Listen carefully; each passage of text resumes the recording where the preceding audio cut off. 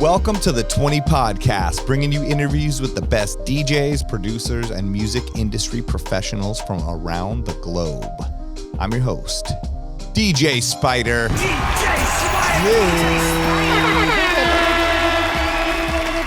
What up? How you doing? Good? All right. Glad you're here. Glad to see you. I'm glad to hear you. Glad to feel your presence.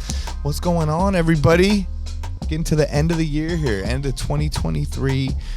But we're not done yet. We got some incredible guests for you, and today's no different. But first, I got to shout out Beatsource, because this show would be nothing without Beatsource. It's brought to you by Beatsource. They make it all happen, and Beatsource.com is the place to be. Beatsource streaming is something you need to try out if you have not already. I've been using it at my gigs. I told you last week, and I'm telling you this week. I used it again this week at a few gigs. Helped me out immensely. We've got curated playlists. You're able to DJ from the cloud. There was a gig where I had no internet, so boom, I had all the songs in the locker, and I was able to use them. You should really try it out. I think you'll love it. Also, you can use stems, Serato with it. You can use it hardwired onto CDJs. There's so many incredible features. So check that out and enjoy. I'm sure you get some sort of a 30-day free thing if you sign up on Beatsource.com. So go peep it. All right, guys. So hopefully everything is good in your world. Hopefully you're DJing, you're following your dreams, everything's happening. And today we got an inspirational story for you that will help you have some insight and follow your dreams. Today we have someone on the show who is bringing Afrobeats to the world, literally, because he throws a very popular touring party that goes by that name and does just that, brings Afrobeats to the world. He just had an incredible sold-out show in Miami for Art Basel, then here in LA at Avalon, which was, a 1,200-person capacity place, fully sold out. He is on his way to Accra, Ghana, right after this interview to go do a show there. He's an African producer from Ghana, but now lives in Los Angeles, but seems to be touring the world and just killing it. He's shared platforms with many amazing artists such as WizKid, Burna Boy, Major Lazer, Mr. Vegas, and so many more. On this episode, he shares his journey with us, how he got to this point, as well as his vision and plans for the future, which are all incredible. I mean, this dude's vision is very clear, and he's making things happen.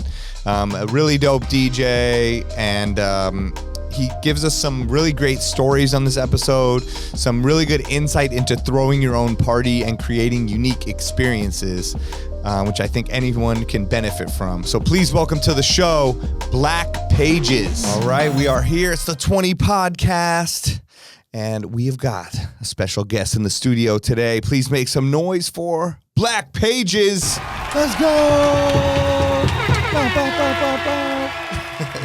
Yes. Thanks for having me. Oh, of course, man. Yes. Thanks for being here. It's great to actually finally meet you, right? My pleasure. Yeah. Likewise. Yeah. So you must still be tired from the weekend. I was watching videos a couple hours ago of your incredible party that you did at Avalon this weekend. And, it was just so amazing to see like Afrobeats in LA at such a massive venue and everyone just having like the time of their life and you controlling the vibe and all that stuff. Yeah, how was that? Just to kick it off. It was amazing, man. Like, of course, like Avalon is is a legendary venue, and always has been my dream to play in like spaces like that. Right. Because as a DJ, it's your career. You want to always elevate and make sure that you're playing these unique spaces, right? To add to your resume. True. So Avalon was one place that was definitely on my bucket list. Yeah, and I was able to check it off. So. That's super dope. Excited, yeah. That's great. And just to kind of give people some background on you, I mean, you've done so many amazing things for the Afrobeats, community, and so many great things as a DJ. And I know you have such a connection to LA as well as Ghana. I guess, can you give us a little background on yourself, and just like how you came up? Yeah, I mean, first of all, I grew up in Ghana. Came from Ghana. I went to high school here. I went to high school in Watts. Okay. Wow. Yeah, so grew up in Watts. Didn't really like it much. You know the history with Watts. Yeah. So It's tough college, neighborhood. Yeah. dropped out of college. Even before I dropped out of college, I was always into music. Growing up, always been into music. But LA has always been one place where I realized that the entertainment space is here. I've always tried to move out of LA or like do something else, but like something keep bringing me back. And Really. I've not always done Afrobeats, but it's always been close to my heart. Right. I just started getting into. I just started pushing it more. 2011. Okay. Is when I was like, yo, how can I stand out as a DJ? Right. Because I'm not standing out from the rest. Yeah. So I was like, yo, it's time for me to get back to my culture and what I know the most. So as time goes on, I was getting to the music, producing music at home, playing little parties here and there. And then fast forward, it just started taking off every year. And now we're here doing some of the biggest parties in America right now. Yeah, amazing. I mean, you're touring all over doing these parties. I saw videos from Miami and other places you were doing it. And then I know you're headed back to Ghana in like, what, a couple days or, and you're going to. Actually, in a couple of hours. Couple hours? Oh, damn. All right. We got to finish this up soon. No, in a couple minutes tomorrow, I run this time. So, right. In like 24 hours. Wow. Amazing. Yeah. Okay. And you have your party there, January 6th. January 6th. Amazing. Yeah. That's so cool. And so, okay, so you started out as a DJ. Did you start out here when you were in high school or after that? I started back, the journey started for me in Ghana. Okay. They used to be this two brothers, and if those two brothers don't play your party in the neighborhood, it's not going to be as lit. Ah, okay. So I used to pay attention to them, and I used to tell them, like, yo, I want to help you guys. It was like, okay, help us set up. And I just learned the ropes, and watching them entertain people, I was like, yo, when I grow up, I just want to entertain people just like that. When was this? Like when was this and how old were you? I was like about 10, okay. 9, 10 years old. Wow. And I used to help them. You know, back in Africa, like you could just, as kids, we could just walk out and go nowhere. You not get kidnapped or whatever. Police not where your parents are like. Right. It's like, it felt like a community. So everybody look up to each other, you know. So when I came here when I was 15. And I didn't even realize I was in Hollywood till I went to high school. My junior year, one of my friends was like, come on, let's go to Hollywood. We're going to, I'm like, what's Hollywood? So when I went, he started telling me the whole concept of Hollywood. I was like, what? I was like, I feel like I've heard this before because I'm new to America. Right. I don't know nothing. So I'm like, so when I saw the stars and name, I was like, yo, one day I want to star right here on this boulevard. Yeah, because I just felt like, you know, as an entertainer, you just want some sort of like achievements and like awards and stuff like that. But we don't do it for that. But you know, it comes with it. Yeah. So he told me the whole idea about Hollywood. I was like, yo, when I'm like, so I started taking it more serious. Right. I started taking DJing more serious. So high school, I was a part of a group on high school on campus. And I went to college. I started taking it more serious in college. Okay. I started DJing all the frat parties.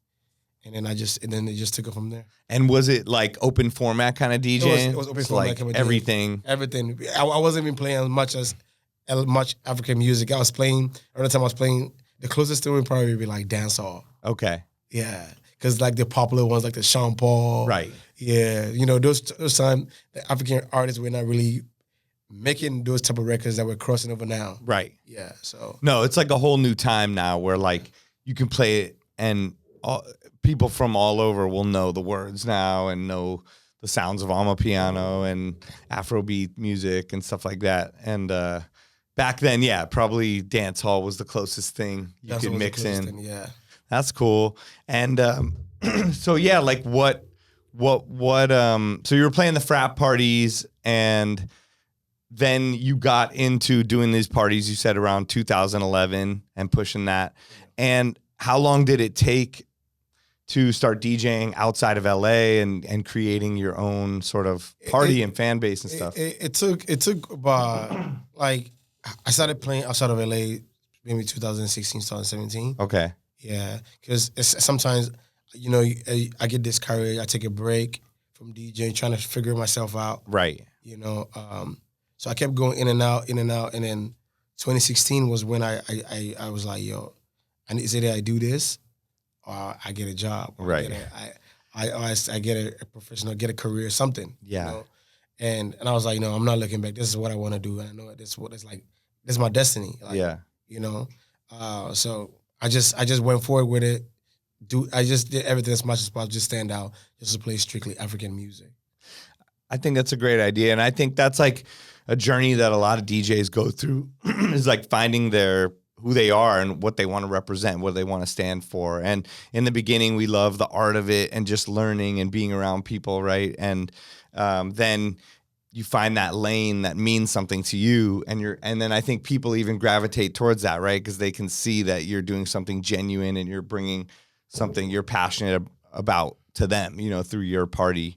And that is something that helps DJs stand out and start to tour the world, really, and have their own sound. So growing up in Ghana, how did you end up coming to the U.S.? And my parents moved from Ghana to L.A. Okay. So a few years later, they brought us to the U.S. So, got it. Yeah. And then, wow, that's incredible. So, and then you've done like so much, like. Do you go back a lot and like collaborate with other artists? Oh, definitely. Like I go back literally 3 times or 2 to 3 times a year. Okay. Back to Ghana. I give back to the people, but most importantly, my goal is to help build the Ghanaian music industry. But like for me, I like to build with the artists who are willing to build. I can't force any artist to help build, Yeah. Because, most of the artists back home, like as we were talking about earlier before we got into this podcast, like, if it's not money, they don't want to have a conversation. And I'm like, money's not the only currency that can take your career to the next level. Yeah. Sometimes people can put you in position to win. So it's a matter of having that open mind. So I work with a lot of artists back home, but mostly artists who are more open-minded. Right. Yeah. Yeah, and that are open-minded. Like we were saying, just to kind of, it's not always about like cutting the check and showing up to the party, doing your guest appearance and, leaving. Like some parties, you're adding to the culture and you're part of it and you're able to see how your music resonates with these people and even potentially find other people to collaborate with, find other ways to build your music, because you're not always going to be as hot as that one song that you have right now. Exactly. And you're not always going to be able to get that specific check or whatever. But you do want to have a long-term career, so building, I think, with those DJs and those promoters, because as DJs,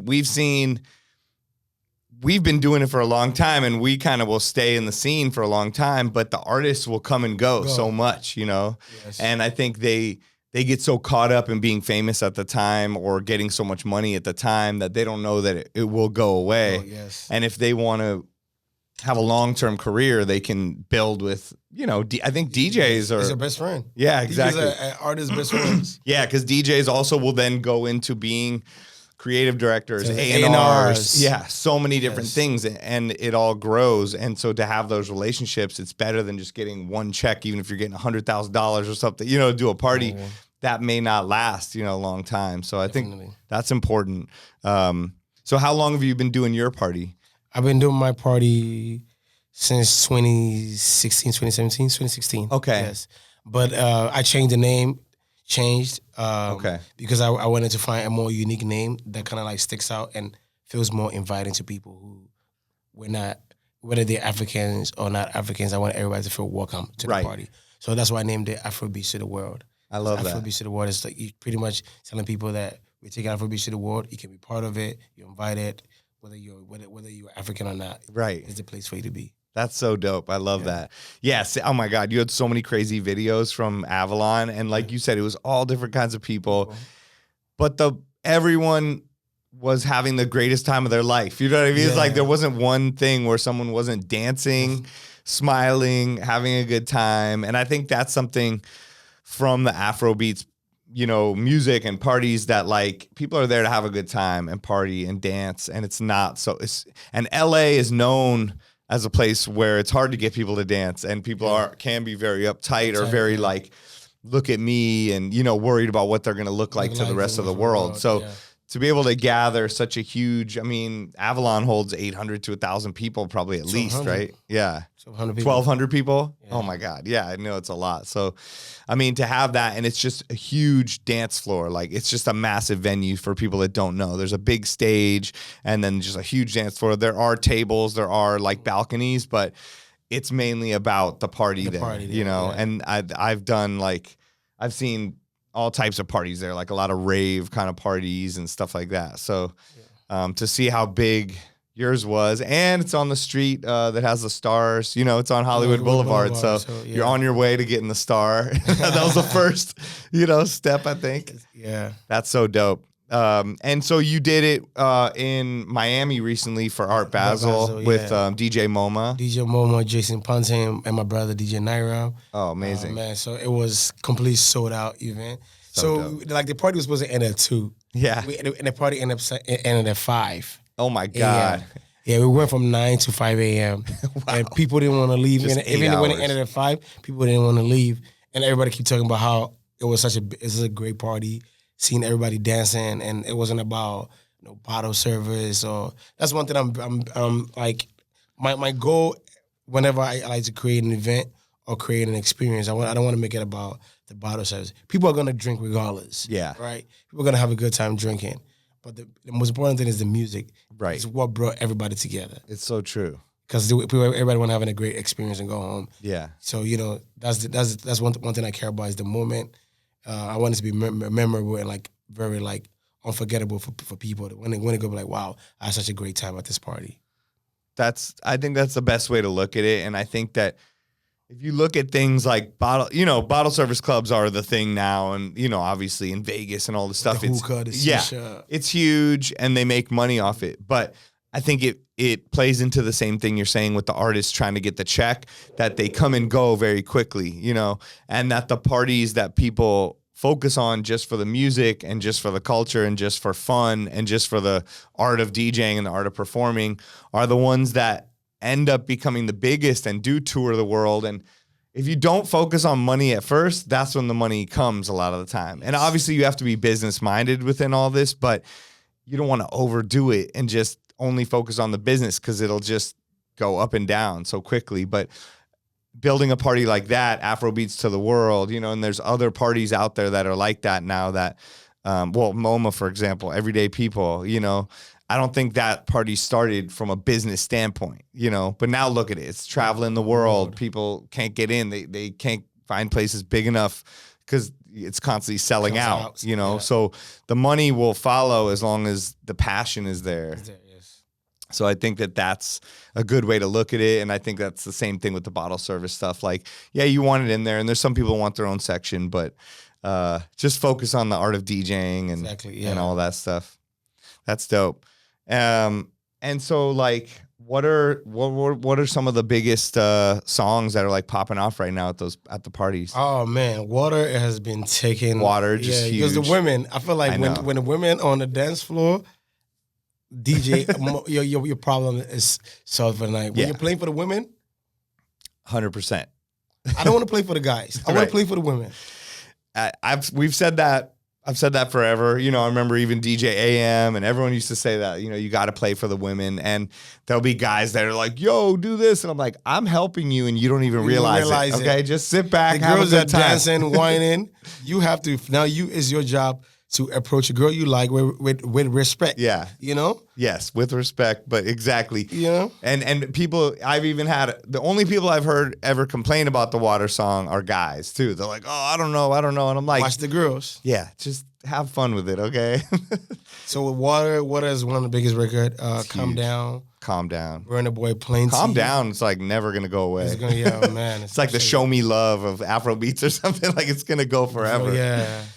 There's a last Burna Boy still rocking the club. Huge. Minke is Amapiano. Okay. Minke is a huge South African song. Amapiano, killing the scene. Wow. Another one is Dali. Yeah, that song's dope. Yeah, Mona Lisa. Yeah. Ashake. Yeah. Organize. Oh, that one's huge. And Amapiano. I wish that song was longer.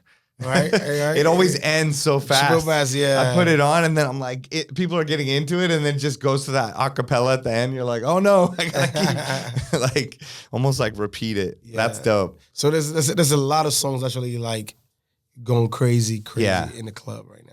That's amazing. Yeah, I got to go to London and see how huge it was out there, and it was just it's amazing. Oh my God. Yeah. Like London is like it's like a melting pot for the culture. So, right.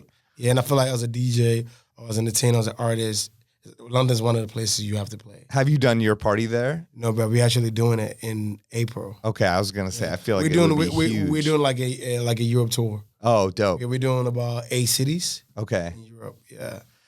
So how far out is the party booked or planned for? It's booked for the rest of the year. The rest of the year, 2024. Damn, that's great. Yeah, so we next year we're doing from February to April. We're doing a tour. We're doing 12 cities. Wow, 12 city tour, and then from June to August we're doing I think 22 cities. For Afrobeats of the world. Oh my God! And then from August to September, then we're doing Europe like 8 tours. Wow! And then we're gonna come back. When we come back again in November, we're gonna start a winter and fall tour. Oh my God! And then we go back to Africa. So it's gonna be like we're gonna rinse that. Truly Afrobeats to the world. Yeah. So we actually gonna announce like the tour in a week or two. Okay. So we're definitely excited. This is one of our major tours. We've done tours. We've went to different cities to do the event and party. But like now this time we are kind of putting it together more of like an experience. And this time we actually want to do it like as a proper tour with all the cities. Most of the time it was just like we'll make a stop here, we'll make a stop here, we'll make a stop here. You know, but now it's like an actual tour. Right. Yeah. And when you say it's more of an experience, what do you mean? So right now we're bringing more of like the dancers element to it. Yeah. We're making it more of a show. Yeah. All right. We're bringing more a show aspect to it so that people can actually have more a memorable time. Right. We want to have people to go like, yo, wow, I went this and like, it was so memorable. Like, because sometimes you go to a party, a DJ can just play music and rock the crowd. Right. They can rock the crowd as much. But like, if there was not a moment that they could share, you know, we want a lot of them to have memorable moments. So we want to be able to create an experience and have people have memorable moments. That's why if you look at the one we just did at Avalon, there's so much repost because there's a lot of moments for people. So now moving forward, we want to create moments for people and make it more of an experience more than just a party. Yeah, that's a good idea. But we're still gonna keep the party element, of course, making sure that we kind of like make it more of an experience. For the people. No, that's a good way to think about it. Like, can you give any examples of like those moments, or they just have to come to the party? They just have to come to the party. Okay, that's fine. That's fine. Keep some mystery. Keep some mystery. But I feel like our whole party setup is pretty simple. It's nothing new. Mm-hmm. But our goal is to put the DJ in the middle of the dance floor. Oh, okay. We're putting the DJ in the middle of the dance floor. There'll be dancers on the side, and then there'll be another dancer, 2 dancers, stages in the middle of the crowd too. Oh, that's great. So we gotta make it like more an experience. Yeah. So and there's gonna be a dance. We're gonna add live elements. So we're gonna have a live saxophone player, which they don't play throughout the whole event. They come in between certain songs. Yeah. You know, a drummer. You know, so a percussionist. So it's more of like an experience. Yeah. Oh, that's such a good idea. Yeah. Very cool. So. And how do you run the party? Like, are you in charge of everything? Do you have a team? I mean, as a founder, I'm in charge of everything. But like now I have a team. But it's gotten bigger than just you. It's just me. Yeah. Before it was just me just doing it, go from club to club, promoting or venue to venue. But now we also trying to stay outside of the venue, outside of the club space, and keep it more in a venue, like a ticketed sale, like Avalon. Avalon, yes, right. Because like Avalon, I've gone to everything there, from private events to rock bands to house music to indie dance clubs, and so it has to be a special event. A special. It has to be like a concert venue type. Right. Yeah, because like the club settings always. To have that experience, it always end up being a club vibe or a party attracts vibe. People that don't understand what they're coming to sometimes, and then they're like, "Why are you not playing Travis Scott or something. No offense, Travis Scott, but it's like if it's not part of the party, yeah. And you're like, we have a specific thing planned and the whole experience. And even clubs probably aren't as open to like the experience. Like we have our own thing. This is how we do it. Exactly. Know? So it's like from time I've always used venues. I like venues more than clubs. Right. Yeah. It's more risk on your part, I guess, right, for selling the tickets, but it's more reward at the end. Reward. But also too, that makes me know who how you're building your audience. Yeah. Like, so whether your growth, right? Okay, wow, right. I'm actually growing. Yeah, it's not like a club that's already packed with 500 people and you're like, I got 500 people to come. But then they don't really know who you are or they would never buy a ticket. Maybe 2 of them would or something. This way, everyone heard about it from your channels or some of their friends, bought the ticket, they want to support, and then they're a new person that will spread the word to their friends. They go, we went to this party in LA. My friend lives in Chicago. It's coming there. You guys got to go. It's crazy. It's the crazy thing? There was a group of 5 people flew in from London for 24 hours just for the party. No. They literally came. That shows a lot. They were like, we saw you DJ one of your events, Afrobeats to the World, in the summer, and we saw that you having an anniversary. We were like, yo, we cannot miss this. Oh. So they came. They were like, it was like, yo, do you know how big? Like, congratulations, man. Like, we came from London. That's huge. And I was like, really? I was like, and then I have people actually coming from like New York, Chicago, Oakland, Vegas. People flew in for this event. That's amazing. So in my head, I'm like, that's how you're actually building a community. It's true. And I feel like as a DJ or as an entertainer or as an artist, if you it's about building a community and people. That's why people like Selection and they're killing the game. Everyday people. Yeah. They build a community. And I feel like when you focus on a community and then just trying to focus on just the nightlife or a party or whatever. Yeah. It's more of a community too. It's true. Yeah. Yeah, people want to feel like they're part of something. People like us do these kind of things. Like I'm part of this community crew, and whether it's a party or whether it's something else associated with it, it's like everybody has the same mindset and cut from the same cloth and has the same goals and stuff in certain ways. So yeah, that's a cool way to look at it. And so then how does it work, like in terms of like booking the party on a world tour? Like do you have a booking agent, or like how do you even so now I have figure that out? I have a booking agent that just books the venue. Okay. So before I used to do that. Right. Sure. I used to book that. I have to do my playlist. I have to work everything out. Sometimes I'm a hands-on person. Right. But now I'm learning that the more I'm growing my audience and the party also getting bigger, I can't be doing everything. Right. Yeah. Which is like for example, like Steve Jobs cannot play the role he was doing. Any you have to have a team. So of course. Now having a team makes everything easier. And everything is just amazing when you have a great team behind you. Yeah. Yeah. That's so cool. So you kind of can build your party up to a certain point and then end up getting the team, and someone like a booking agent could almost be the booking agent for the party rather than just for the artist or something. Yeah. So we right now have a booking agent just for the party. Wow. Yeah. That's great. And has there been any like bad things or failures that you've learned from within all of it? Dealing with a booking agent? I guess, yeah, dealing with a booking agent and also just throwing your own party, like through renting venues or any sort of story. Okay, so recently, we were even talking about it. I wouldn't say it's a failure. It's kind of like one of my... Or just a learning experience. My learning experience, like my pet peeve is like people come in on stage, have no business being on stage. Oh, right. And first of all, how does security let them on that stage? Right. Like, how did you end up on a stage? Yeah, how did you get here? If you're not a performer, a DJ, you're not bringing any type of energy, you're coming to dance. Right. Don't be on that stage. Even though you're going to come text. A lot of people do it to cloud chase. Yeah. Right? So just stay in the crowd, enjoy yourself. You want to text in the crowd. Yeah.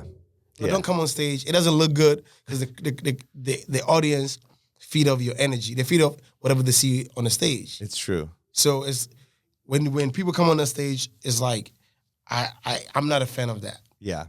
I'm not a fan unless you're an artist that's coming to perform. You're a DJ. Like, I need energy on that stage. Right. That's a word. If you're gonna come on that stage, I need energy. Yeah, we need like boiler room style or something. Energy. Yeah.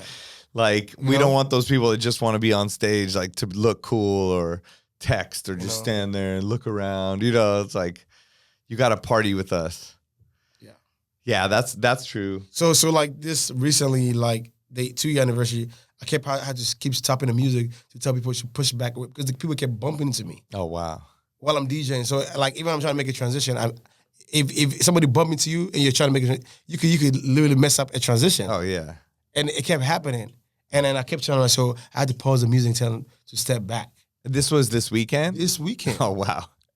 And I'm the type of DJ, I'm not shy because if I keep telling you in person, like, keep moving and you're not doing it, I will literally stop the music. And I'll tell you, yo, can you move back? Right. Yeah, and Avalon has a huge stage, and they have tables, and they put people up there, so they feel comfortable. No, we moved the stage. Good. There was no bottle service. I don't like the bottle service on the stage. Yeah, it's too crazy. Put it somewhere on the dance floor. Yeah. But, it shouldn't take up the dance floor space. Yeah, you're right, because that leads to just people sitting there on the top of the booths and being on their phones. Yeah, like, let's bring great parties back again. Bring great experiences back. It shouldn't be about... People will always want to do the whole hookah thing, buy bottles and spend, but it's part of the nightlife. It's part of the experience. Cool, but it shouldn't be the main attraction. It shouldn't be you coming trying to look cool, trying to get clout, trying to look good, cool in front of the girls. If you want to cool, go talk to the girl on the dance floor. Go there. Don't stay up here trying to look cool, stay on your phone. No. Yeah. So that's one of my pet peeves. People on stage on their phones. Right. Not bringing no energy. Definitely annoying. Yeah. So what about like coming up in 2024? We've seen Afrobeats music growing so huge. Are there any songs that you see or artists that you think might be big in 2024 coming out? Blaq Sharif and Amare. Okay. Yeah. I feel like starting next year. I mean, they're already big artists. Right. Blaq Sharif, I'm already a huge artist, but I feel like next year with them touring and moving around, and I can see the growth in these artists, and I feel like these are some of the artists that I'm definitely looking forward to, to see what's in store for them next year, because I'm really such a big fan of them.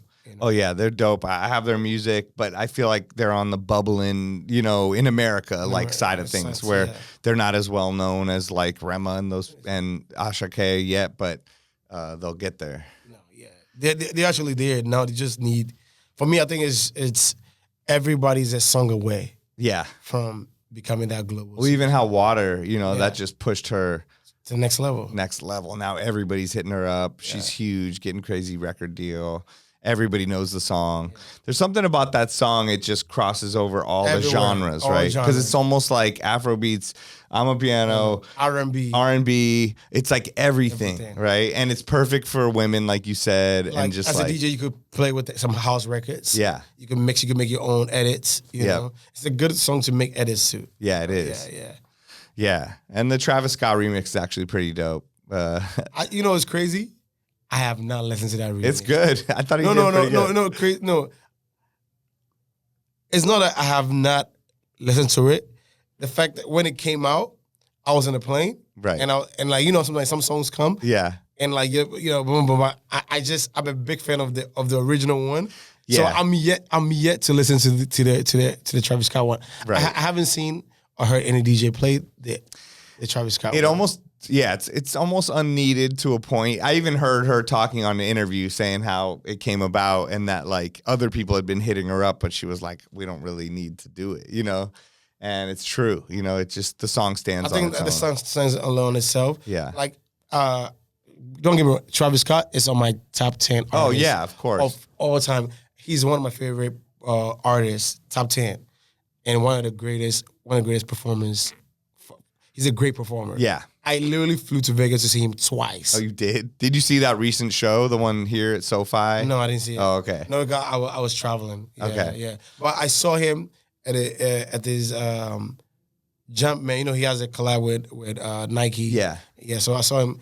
The event that he did was a free event. Okay. Outdoors, like 2-3 years or 4 years ago. 4 years ago. And I was like, yo, this man is a great, his so much energy. The show, he's an entertainer. Yeah. And I like artist who can actually entertain people, you know. So Right. yeah, that's my thing. Yeah. Oh yeah. I mean, the Yeah. fact that he sold out SoFi Stadium. Since we're talking about this now, I'm gonna go listen to that record. I mean, I thought he did a good job, you know, but like you said, it's not necessarily needed. No one's asked me for that version, you know. I was expecting like a Janelle Monáe or like a Beyonce. Yeah. Or like a female artist. Maybe it's still on the way. Because the song is still growing and big and they're pushing this, they're pushing the record. Like I was in Hollywood, I was talking to Anthony. Yeah. And I was telling Anthony, like, yesterday, this was yesterday. It was a big truck with the TV screens on the side, LED screens on the side, and we were pushing her music ahead with her face. Wow. And the water was just blasting out loud. It was really loud in the middle of Hollywood, on Hollywood Boulevard. Wow. That's crazy. So yeah, like, they're pushing hard. I love the fact that they're pushing. Yeah, me too. Hard. I love it. That's great. I've met her so many times. I've actually DJ'd for her. Really? For her listening party last year. They're doing a Grammy weekend. And she's such an amazing artist, great energy. Yeah, it seems like it. No, she's gonna be she's a superstar. It seems like she's always been next up, and I feel like this is her time now. Yeah. You know, her time. That's so great. Yeah. And then did you know MoMA from before doing the Miami party? No, I knew MoMA. I've been probably like 2-3 years. Okay. Yeah.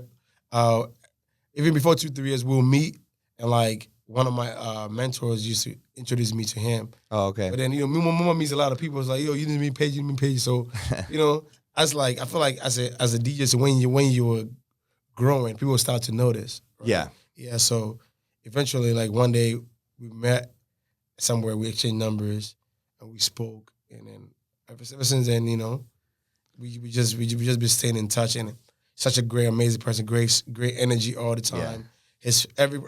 His people have great energy. The hospitality they give me all the time is just amazing. Yeah. Yeah. And he came to my party and rocked it, man. He didn't want to stop DJing. He was like, he kept going like, yo, do your thing. Hey.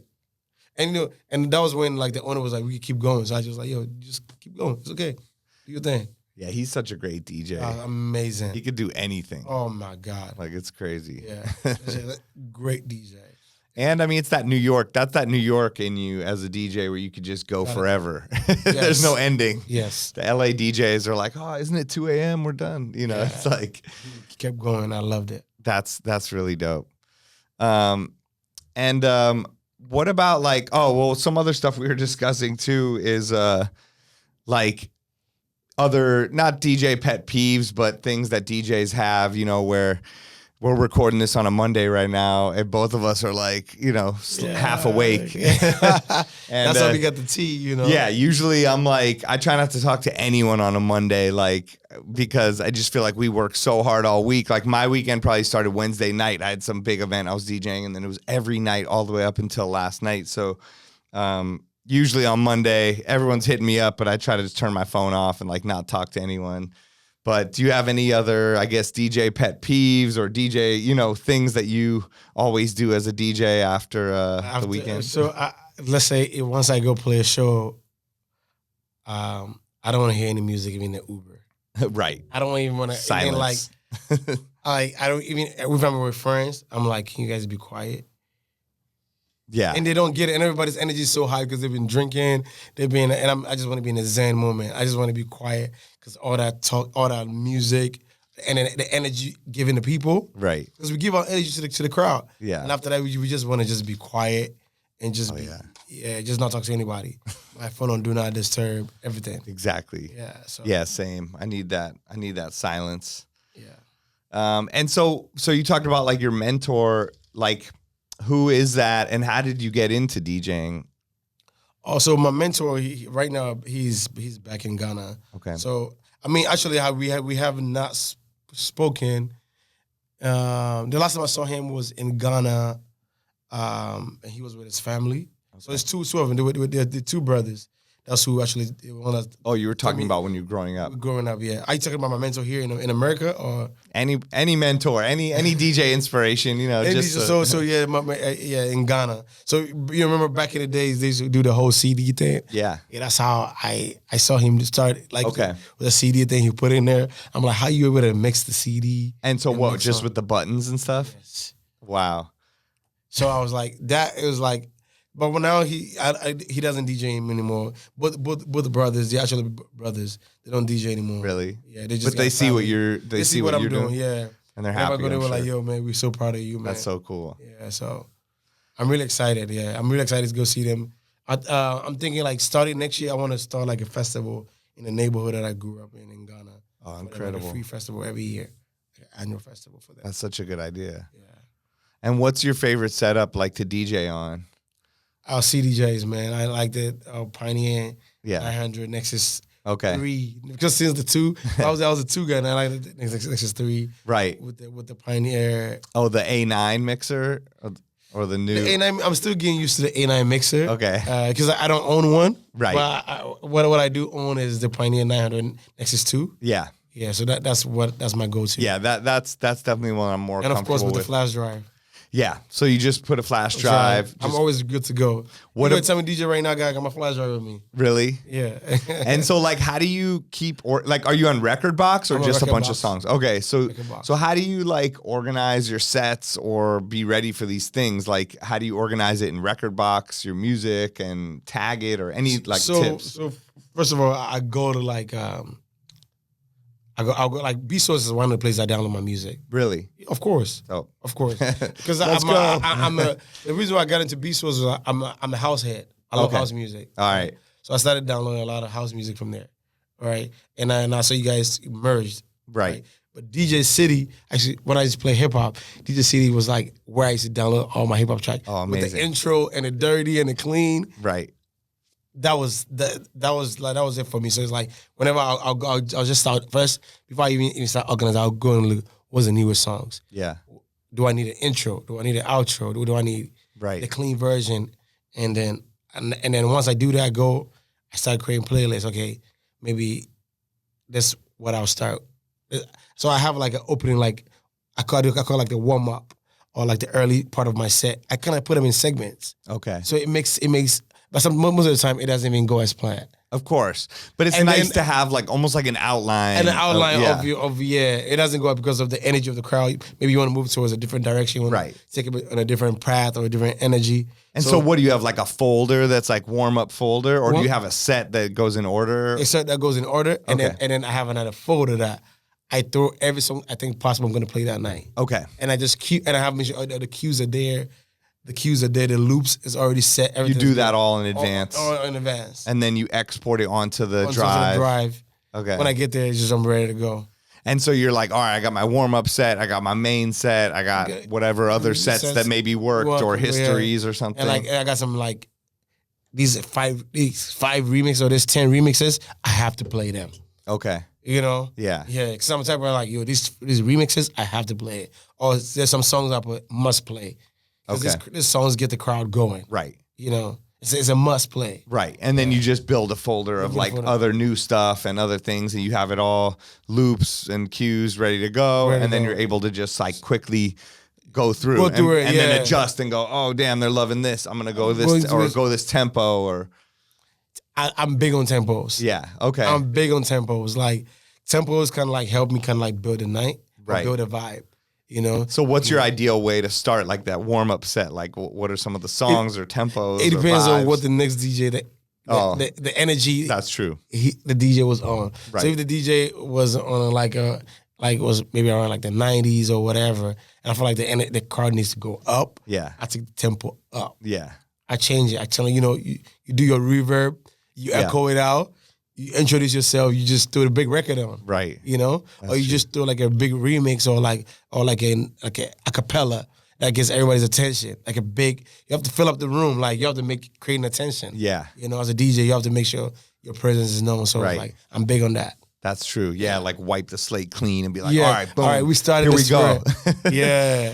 That's true. And then so the next DJ will be like, oh, I see what you just did. Right. Yeah. It's nice too because it like sets you apart from them and does a whole new thing. I got a question for you. Yeah. I got a question for you. So as a DJ, do you think it's very important to have some sort of presence on the mic? I don't think that it's needed because I've some of the greatest parties I've DJ'd, I don't think I've got on the mic before. And I've been to parties where people haven't been on the mic, and it's still been incredible.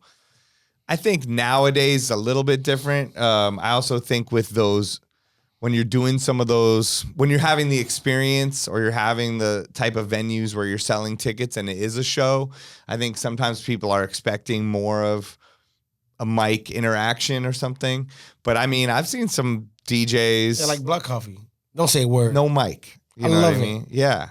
And you're able to really create a sound, especially if you're able to DJ with confidence and patience and not have that insecure feeling or the feeling like everyone's looking at me. I need to keep doing things. Like Black Coffee can keep his composure. You know, it's almost like how like Rick Ross raps, where like he'll leave these long pauses and then come back in with something crazy, and you're like, you have to have serious confidence to rap like that, and you have to have serious confidence to DJ like how Black Coffee and certain people do, and be willing to like let the music expand and have patience for it to build and build, even if it's 2 minutes. That sometimes a DJ might feel awkward, but if you just know what you're doing, I feel like it can build and create this moment, right, for everybody there. And then it's everyone's getting in sync with each other and understanding just from the music. And it's not someone yelling in their face. Like even, you know, recently I heard this DJ and they were like doing a good job. We were at a private event and I was like, all right, he's kind of killing it. But then he kept hitting the drops and the sound effects and the things. And I'm fine with that. I love scratching. I like the sound effects. I like the mic. But everything should be tasteful. You know what I mean? It's like cooking. Like you don't want to take the whole thing of pepper and you just like keep putting it on everything. You won't be able to taste anything. It'll be gross. So like if you're constantly like doing it, then people are like, what's happening? Like it's bothering me. And then they forget even the music they're listening to, right? So it's the subtlety of it that can add to it, you know. And so I don't know. I don't think the mic is necessary. I think it's become way bigger in the DJ culture and the party culture. And I think people look and don't know what to do. You know what I mean? Sometimes they look at the DJ as like, oh, tell me what to do. Like, put your hands up, put your hands down, you know, go like this. Like, but sometimes just like they should be free to do what they want and we're free to do what we want. And you connect in this unspoken thing through music, right? So, yeah, that's how you feel too? Okay, cool. It needs to be settled. Yeah. Tasteful. Yeah, tasteful. Just like anything else. Scratching. I love scratching. I've been scratching my whole life. It's like, it's such an art form. You can't do it the whole time. It's so annoying. Well, like, bruh. Yeah. Exactly. Like use it as a tool or a percussion instrument or a way to surprise the crowd, a way to do what you said, clear the slate, you know, do some crazy thing in the beginning, boom, go into water, you know, and then everyone goes crazy or something. But you don't need to, show off. And like the DJ is the centerpiece of the party, but also the DJ is almost just like the conduit for everything to flow through, for everyone to connect, rather than like, oh, I'm so important. Like you're saying, people just want to be there for the check. Like, oh, they think they're the main character of everything, when in reality, like everybody there is the main character of their own life. You know, you're a secondary character. Even the DJ of the party, you're still just a character in someone else's life that's there, you know, and they have their own world, their own life that they're going through, you know, and we get so like everything's all about us. If we mess up, it's like everyone else is going through a lot of other things too. So we're just there to help everyone connect and be happy and come together and have an experience that they'll never forget. Just like your immersive experience-based party, you know, I think that's why it's a cool way to approach it like that. Yeah, I agree. Yeah. So I remember going to, you know, Miami, New York, you know, in the big, like early 2000s and hearing DJs on the mic. And it was like growing up here, that wasn't a big thing, you know, and I was like, oh my God, they won't stop. Like they're on the mic the whole time, but it was working. So it was cool to see they know how to juggle it nicely. Some people know how to juggle it nicely. Yeah. You know? But it's like, if that's what you depend on the whole time, maybe you should work on your DJ more. Yeah. A little bit more. Do you have any like DJ tricks, like, or anything you do with the CDJs or at the parties, like to, like you said, get people's attention or? Man. So I have a couple of edits that nobody has. Yeah. So whenever I play those edits like get people's attention. So I have this one edit where it goes, "This is how you do it," but the song doesn't play. Okay. It's a different African big record that plays, and everybody knows that big African. People know. So they think it's about to hit when they hear the acapella Montel Jordan, and then boom, it goes into the African song, and everybody's like, "Oh!" They just lose it. That's the best, and that's where, like we're saying, you don't need the mic. You know, like if you can create moments like that, and you know, and it's the element of surprise too. You know, in a tasteful way and a musical way where it just like works perfectly. Very true. Yeah, that's true. What about, like, do you have any songs where, like, if it's not working, you know, you're going to drop these songs and just get everybody back into the vibe? Yeah, like Burna Boy's Plenty. Oh, okay. Yeah. Burna Boy Plenty. Yeah, it's Plenty. It's like that record is like, it's such a like a celebration song. Yeah. That everybody loves. And it's like, it's big on TikTok. Right. Yeah, so it's like songs that like people actually familiar with. You just drop those songs. Right. I know, TikTok's crazy right now. So you get people back on track. Yeah. Right. Yeah, so you get back on track, yeah. Yeah, TikTok, I know. I was like, I did a party this weekend. They were asking me to play Fireball, Pitbull, and I hadn't played it in a while. And then Edwin Phenom from DJ City was like, "Oh, yeah, you don't know that song's huge on TikTok right now." And I'm like, "Oh, I didn't realize that." Fireball is a whole, and then it's an old song, too. Yeah, it's crazy. So it's crazy how it brings it back. A lot of records are coming back, yeah. Yeah, it's cool. It's cool to see it all mixing together. So do you make your own edits or I make music my own production? Edits. Yeah, and I produce music as well too. Really? Yeah. Okay. And what kind of stuff? Like, do you have things coming out soon, or do you have stuff out that you put out recently? I have stuff out now, and I have stuff that's coming out soon as well. So next year, I'm dropping a couple of projects. I'm dropping some edit projects. Okay. I'm also dropping an EP and an album, and 2 EPs, 2 albums next year. Nice. Working on a compilation for like artists, African artists, up and coming artists. That's a project that is an ongoing project that I want to do. Nice. Work on compilation with producers and artists, up and coming artists from Africa. That's dope. Yeah, so that I get to be able to showcase their music to the world. So right. Yeah, because I want to be able to be that connection where I'm connecting these artists from like maybe an artist from Zimbabwe, Ghana, and a producer from like wherever in Africa, makes that record, and you know. So next year I want to step more into like the A&R space as well. So. Right. And you mentioned your love for house music. Have you blended those styles together or musically? Yeah, I mean, I assume. Yeah. And I mean, I feel like that's actually getting, like, as tech house is reaching its peak and almost becoming oversaturated and is going to eventually, you know, inevitably not go away, but lose its luster as like the hot thing that all the DJs are making the R&B tech house remixes right now. And I already making my piano remixes. That's where it's at. Yeah, like I feel like Afro house is becoming this sound that like people are into. Like even this weekend I was able to drop some songs and you could tell people didn't even know it, but I'm able to play them way longer too. Like how you said, Black Coffee will have these long mixes and I play the song and you can see people are still into it just because of the vibe of the drums and the feeling and the almost the positive feeling within the music, like hypnotic, but like good vibe, you know, and then good vocals over it and stuff. So, I mean, it seems like that's something you would excel in and do really good, you know, to mix those styles because that's both of your... Yeah, no, normally I do a lot of edits and keep it to myself. Yeah. But now I'm realizing I got to put these edits out. Yeah, do you think that it helps to do the edits, put them out, and then connect with other DJs around the world through that? Definitely. And I think also with that, you help build a fan base. Yeah. Because the edit world is a whole different edit. It's a whole different space. You have like DJs like Jero Vandal, you know. Oh my God. FS Green, Jero Vandal. There's so many that have built a career based on edits and remixes. Yeah, D James. I mean, so many people.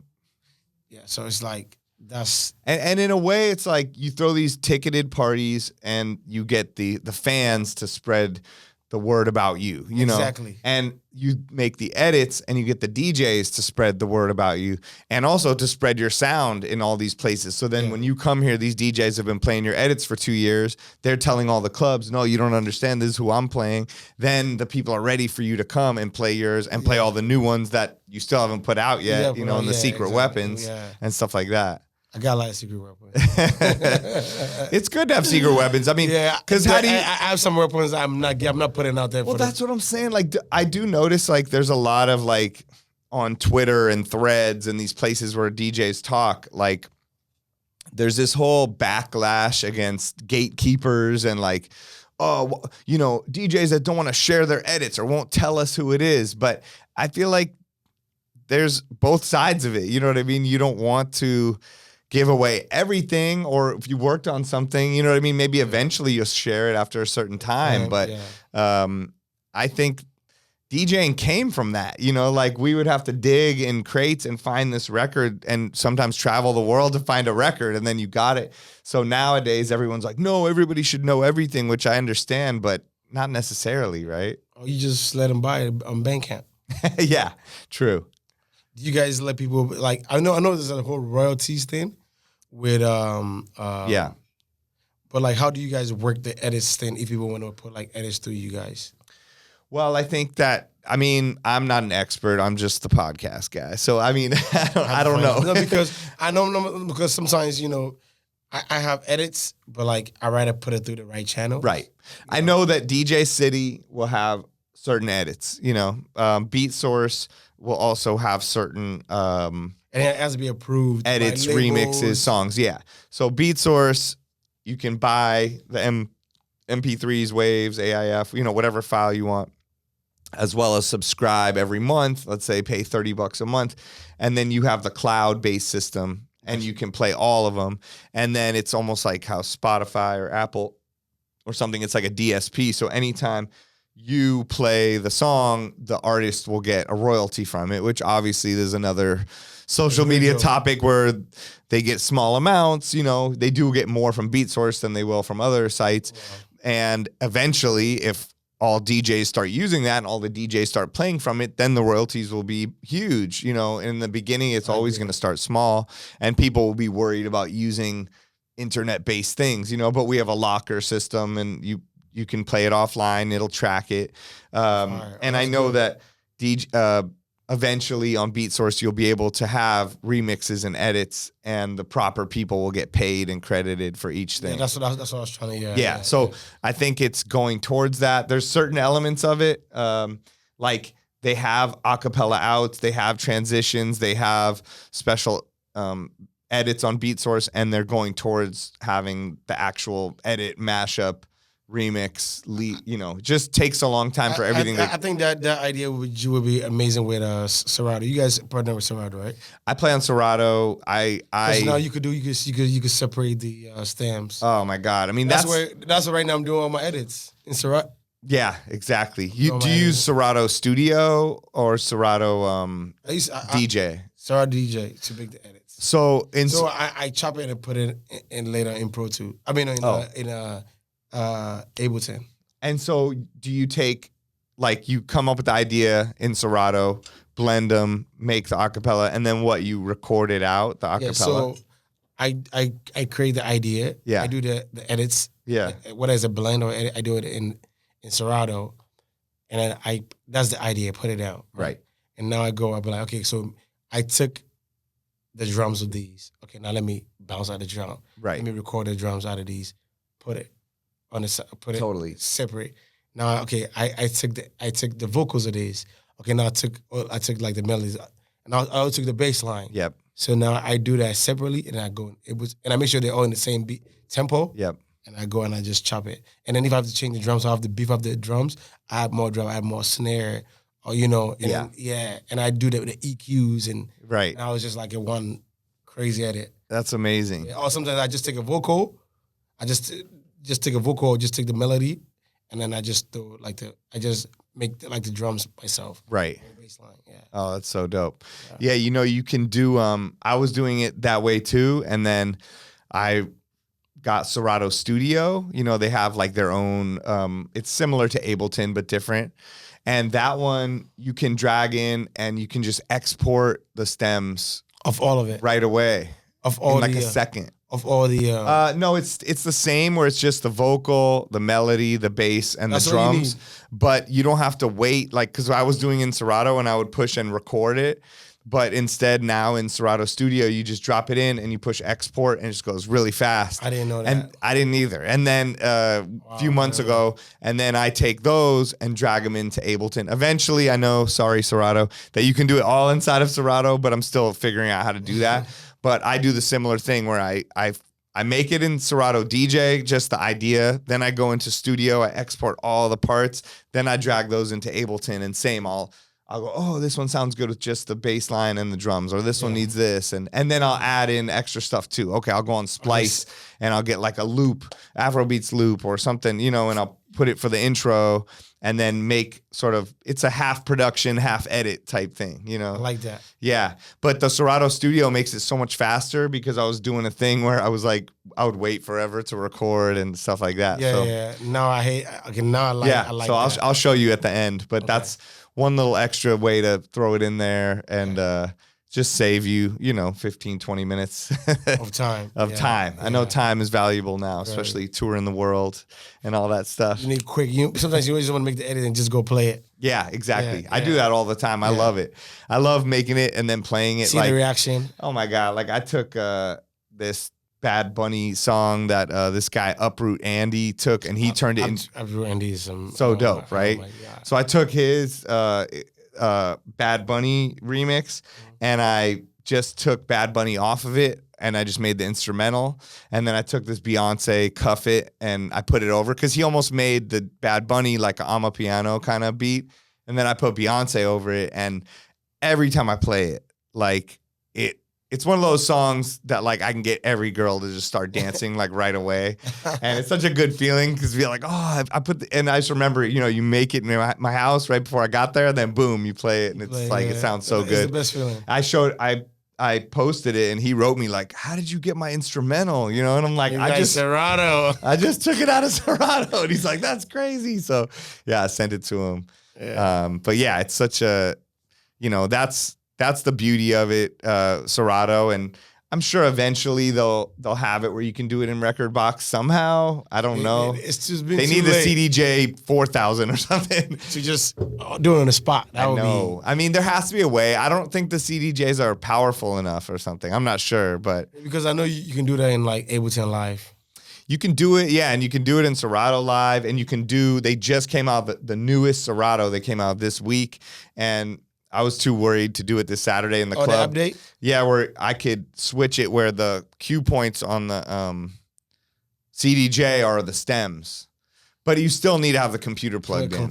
Yeah. But it was kind of dope because then I had the cue point on the mixer, so I could hit the first beat.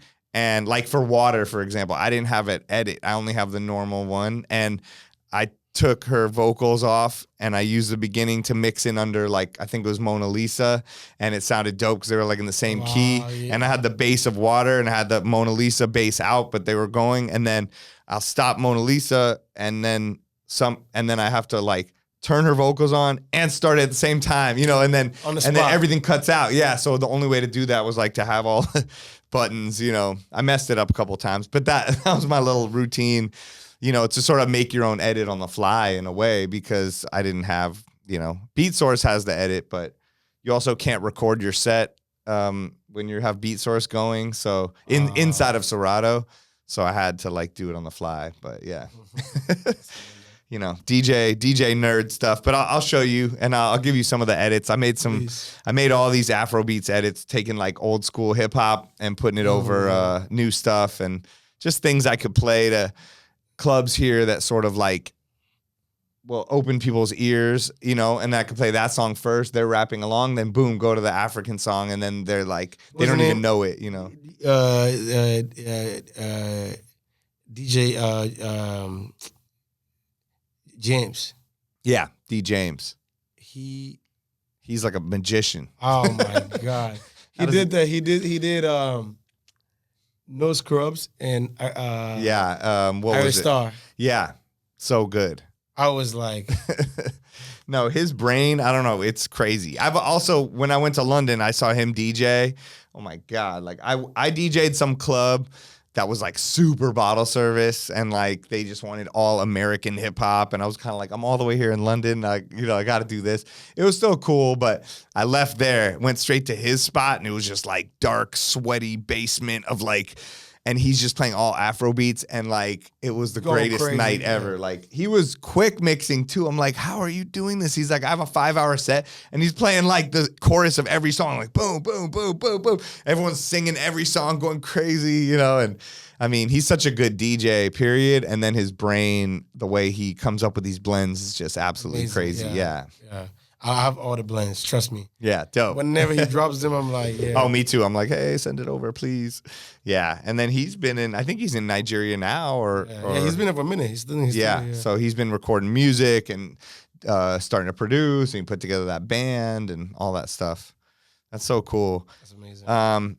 And so what about like going forward, any goals and plans you have? I mean, it sounds like you're a very calculated, planned out person. Like you have your parties booked out for the rest of the year. You have your releases and multiple EPs and albums, things planned out. You have you mentioned that festival. You want to do a free festival from your neighborhood where you're from. Yeah. I mean, are there any other things you have on the agenda and goals? I am doing a festival here in here in LA too as well in July. In July. Yeah, July 20th. Okay. Wow, you're very booked out, planned out. Yeah, I like to do everything with calendar. Yeah. My calendar just helps me plan That's great. out. Yeah. So what's that? What's happening in July? It's a festival. One of my festivals called Enjoyment Land. Okay. Enjoyment Land. So it's kind of like. Is that like your hat? Yeah, that's the department. Okay. It comes from that department, the planning. So Enjoyment Land is like, kind of like, is a playground for everybody to find joy. Oh, I love it. Yeah. So it's like the word enjoyment speaks for itself, and like the land is like Enjoyment Land. So that's great. it's gonna be amazing. Yeah. Sounds like an amusement park. Almost like Travis Scott. You get it. So it's gonna be very playful, very it's gonna feel like a carnival. It's gonna feel it's gonna be inviting to everybody. It's not only just African music. Yeah. But like majority of the lineup will be like 65% will be probably like African artists. That's dope. Yeah. That's great. And then do you have like a message for any DJs out there listening, or people that want to become a DJ or producer, or, people just that look up to you and are inspired by what you've done so far? Like, do you have any advice for them? Yeah, what I would say is, every DJ would say that. Don't give up. Yeah, it's true though. I mean, it's good to hear. Yeah, don't give up. I mean, for me, the most important thing is like, even though there's like the open format thing, I feel like most DJs can do open format, right? But I feel like finding a sound, something that, can make you stand out. Yeah. And that's one of my things. And always practicing. No matter how big you are, practice. You got to practice. Trust me. I practice in different ways. Sometimes I could just be on my laptop and work on my playlist. It's part of practicing. Right. Right. Find ways to always like be engaged more into like the art. Yeah, because the art is what will take you to the next to the level that you want to get to. That's true. So the music is the most important thing. Yeah. Yeah. That's great. No, that's the truth. I mean, that's what we said in the very beginning of this. So it all comes full circle, is that you just pay attention to the art, the music, the thing that you're passionate about. And, if you ever feel like giving up, like go back to the reason why you started, and go back to your original inspirations and just DJ in your room alone, or listen to the songs you love the most. And that will, keep pushing. Because it is cliche to say don't give up, but I think a lot of DJs have people around them telling them to give up, so and family and people that may not believe in them. So I think it is important. So, Blaq Pages, thank you for coming on the show. Thank you. Really appreciate it. And can't wait to see what happens next year. I'm sure it's only going to get bigger and better. It's going to be amazing here. Thank you, DJ Spider. Of course. Thank you, Beatsource. Of course. Yeah. Peace.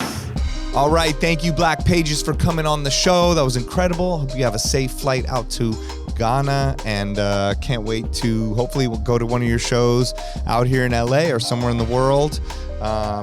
Really interesting story, really great dude, and glad we got to have him on the show. Thank you, Beatsourcers, for tuning in week after week. You know this podcast is available everywhere. You can watch it on YouTube. You can listen on Apple, Spotify, anywhere you get podcasts. So thank you for tuning in. The 20 podcast is produced by Beatsource. Join us next week for more interviews as we discuss music that matters to DJs. I'm DJ Spider signing off. Peace.